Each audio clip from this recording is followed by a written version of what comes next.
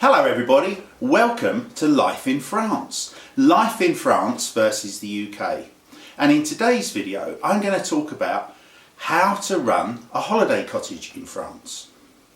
Now I moved to France in 2006 and I actually bought a pair of holiday cottages.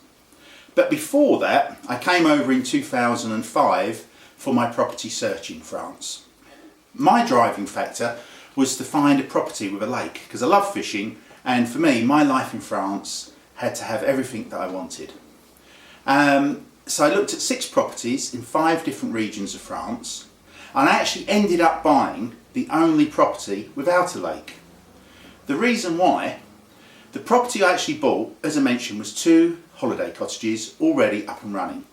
They didn't need any work doing to them and it was known as a turnkey operation. I could just walk through the door and I had a business up and running. Whereas with the other 5 properties, firstly 4 of them, the lakes were terrible, they weren't suitable for fishing whatsoever. But all the other 5 properties needed a lot of work doing to them. So much so that it would take 2 to 3 years of a lot of expenditure just to get them up and running without any income coming in. Whereas the property I bought, although it was the most expensive property of the 6, it was already up and running. And I actually took the property on with bookings for that current summer. The previous owners had carried on booking just in case the sale hadn't gone through. So that was brilliant. The other thing I did was, for one of the houses, I bought it fully furnished. I didn't have to buy anything. All the bed linen was provided, towels, cutlery, absolutely everything. And I guess that saved me a huge amount of money in the long run, not having to source the property for guests. So that one was up and running. Now there were 2 houses. One was 3 double bedrooms with 2 bathrooms. The other one was the same, but it was at least twice the size. But the rental difference between the 2 properties was only £50 a week. So I chose the larger property. Now, one of the key things when looking to start a holiday cottage business in France is location. Location, location, location. Now, my property is about 30 minutes from the coast. And one of the concerns I had when I started to look for the houses was, should I be buying a property closer to the coast? But the previous owners really summed it up for me in that in the summer months, the coastal towns are jam-packed. It's hard to drive, everywhere's busy, and if you're living there full-time, you might not feel that relaxed. And then on the flip side, in the winter months, they're like ghost towns. All the restaurants are closed, the roads are empty, and because it's more a tourist location, you don't tend to find there's many facilities there. There may just be the one supermarket, and that might be small as well. So those coastal towns, yes, it looks like a great idea to perhaps buy there initially, but when you think of it in that context, it may not be the best solution. The other thing, and this is a major thing, the cost of properties on the coast are about 3 times the cost of what I actually paid for mine, for like. And yet, the income that you receive from those properties on the coast isn't that much greater from what I'm getting. So what's the point of spending 3 times the amount of money when you're not receiving any additional income? So I think I found the balance, which was to buy a house 30 minutes from the coast. The other thing I've noticed, if I was to go on 30 minutes further inland, the prices would have halved again. So it really makes a difference on where you're located as regards to the price you pay for your property in France. Now we're actually located within the Morbihan section of Brittany and we have our own microclimate. So in the winters the weather's quite mild, we hardly ever get snow, and yet the summers are really pleasant, yet not too hot. It very rarely goes above 30 degrees. Normally in the summer it's between 24 to 30, which is great for British guests. And the one thing our guests always say to us is, Mark, you're in such a great location, everything's so close by, be it tourist attractions, the beaches, zoos, theme parks, everything they need is within a 25-minute radius of the property. And although we're actually situated in rural France, we've got a trout river just 100 metres from the cottage. We're surrounded by farmers' fields and woodland, and yet we have a market town just 5 minutes away that offers, a dozen restaurants, there's free supermarkets, there's even a disco. So everything is here. We've also got loads of facilities close by. There's horse riding, tennis, cycling, canoeing, there's theme parks, there's everything that you need. There's 2 or 3 zoos fairly close. What else have we got? There's just numerous places to go and see and things to do. And I think that's a big thing with regards to location. Choose somewhere, because if you're looking to set up a holiday cottage, you need to keep your guests happy. So make sure there's plenty for them to do. And I think that's why we've sort of come up a winner where we are. Guys, whenever you're setting up a holiday cottage in France, you need to register your business. Now, I was quite fortunate in that I bought a holiday cottage already up and running. So I just went along to the accountant that the previous owners were using, and she set me up with all the regulatory organisations within France. So she set me up as a business for the tax office, so I got my tax number. She also registered me with an organisation called USAF, and they provide me my pension plus my insurance, health insurance. And you get a carte vitale for that. And I then have to go out and buy a top-up insurance for my French healthcare. There is a video at the end of this one explaining the difference between national health and the French healthcare system. So if you are interested in that, at the end of this video there is another link where I explain the differences between the two.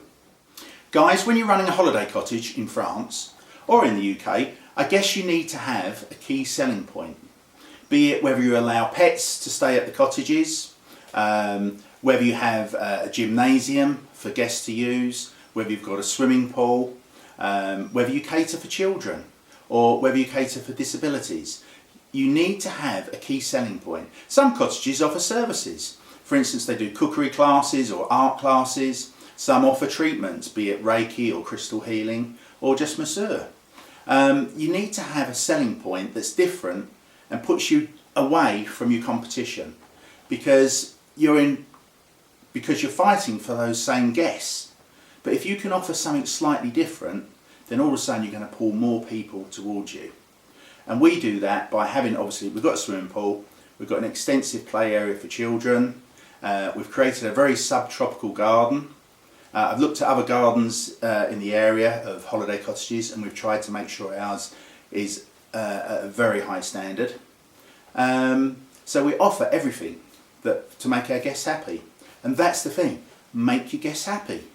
Because if they're happy, if they enjoy a great holiday, they'll come back and they'll also recommend others to come and stay as well. Guys, obviously you have to advertise your property. Some people that I know spend a lot of money on one advertising company and have a big advert in the hope that they get seen, and that's how they generate their bookings. Now, through my financial services background, I was always told, don't put all your eggs in one basket. So with my advertising budget, I split it between 3 or 4 different companies.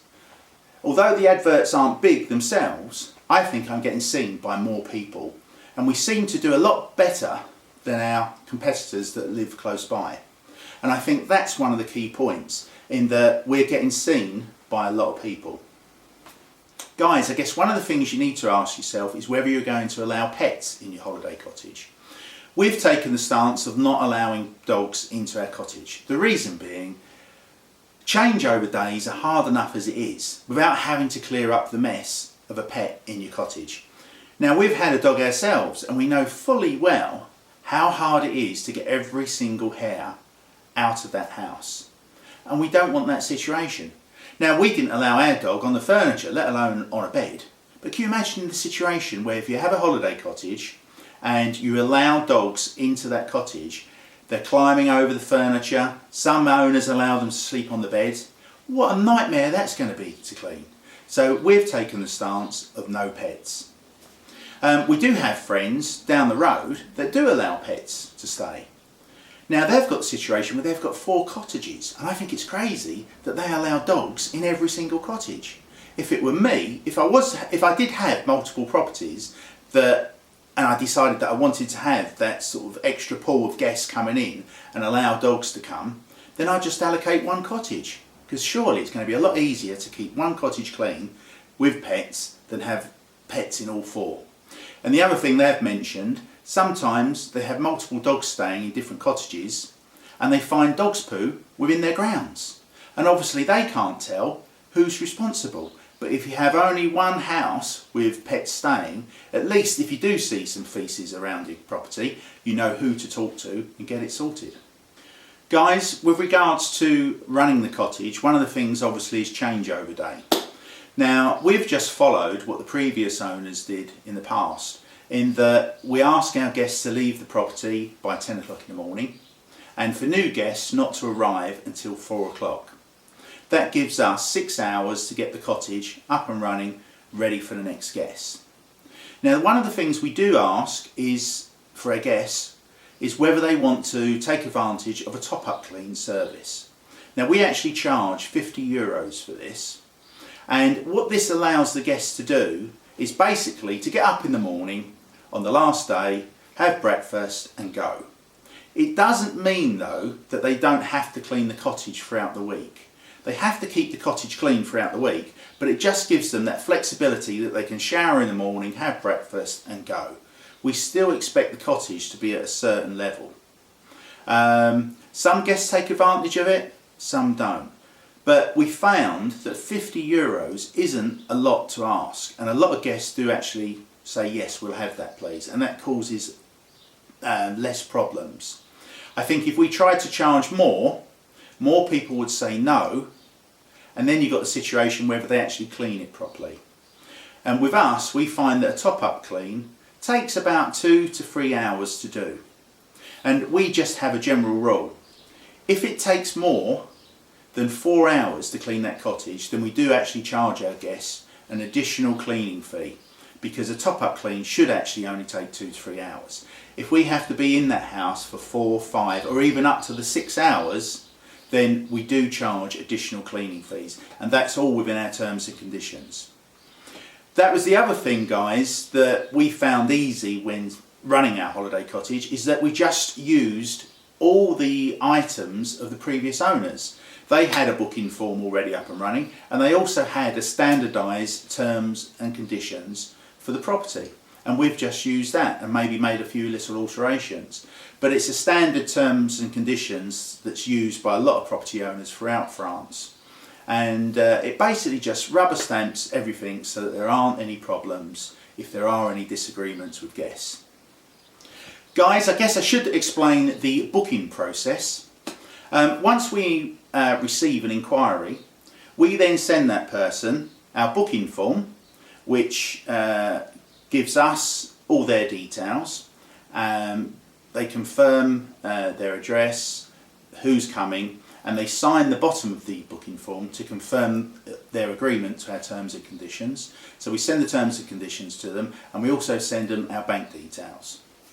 We then say to them, if you wish to book, just let us know, and we will then hold the booking provisionally for 3 days.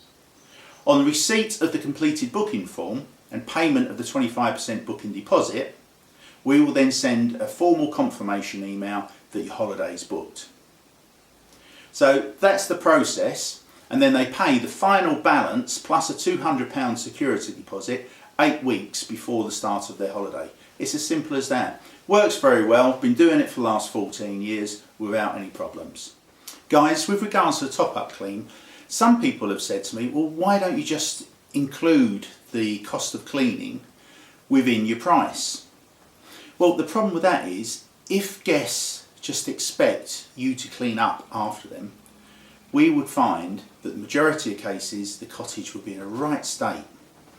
By having that situation where they either pay for a top-up clean or they clean the cottages themselves, if they do go down the route of cleaning the cottages themselves, we tend to find that in the majority of cases they do a really good job. those that actually say yes for a top-up clean, they seem to also understand that it is just a top-up clean. So I think it's a win-win situation. I think if we included it within our price, firstly, it means that our prices are going to be a lot higher than our competition, which could actually reduce the amount of bookings coming in. But secondly, I think it would create more problems with the guests and for us. So I think it's better to have the option of whether people take a top-up clean or not. Guys, I hope you've enjoyed this video on life in France and life in France versus the UK and how to start a business in France running a holiday cottage. If you haven't already, please subscribe to this channel and don't forget to hit the red button because you don't want to miss any future releases. Thanks for watching and I'll see you again soon. Take care everybody.